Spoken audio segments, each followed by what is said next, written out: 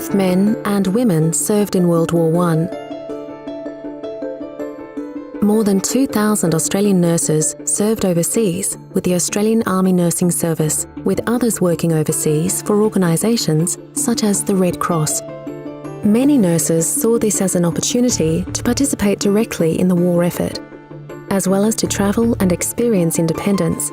However, like most working women of the time, military nurses had to be unmarried and preferably between the ages of 25 and 40. The nurses worked in hospitals, casualty clearing stations closer to the front line, and on hospitals and transport ships and trains. They were often based in remote areas, working in difficult and dangerous conditions around the world. Like soldiers, nurses were decorated for bravery, with 8 receiving the military medal. A total of 25 lost their lives during their service.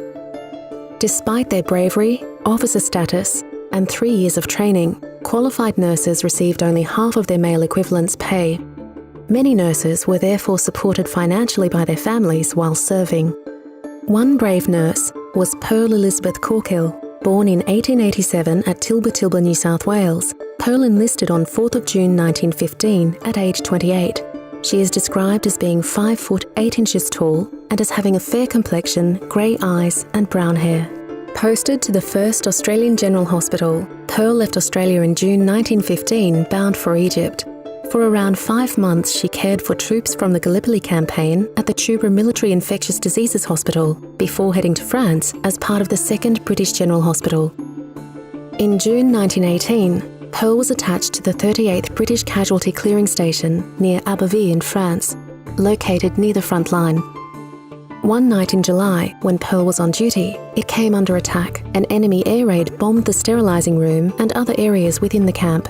During the raid, Pearl continued to attend to the wounded without any regard for her own safety. For her courage and devotion, she was one of the 8 Australian nurses to be awarded the Military Medal during World War I.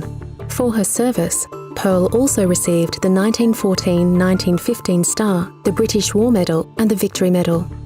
On 25th of January 1919, Pearl left England for Australia aboard the Ceramic. She was officially discharged from the Australian Army Nursing Service on the 22nd of June 1919. Most nurses waited until the end of the war to marry. Nurses who married while serving, such as Clarice Daly, had to return home, as once married, they could not continue to serve.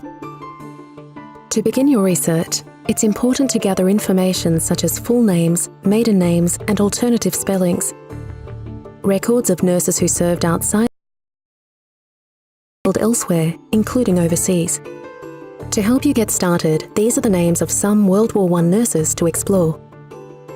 For further help researching World War I nurses, search the Australian War Memorial, Trove, Department of Veterans Affairs, as well as state or local libraries, councils, and historical societies. Share your World War I research on Discovering Anzacs.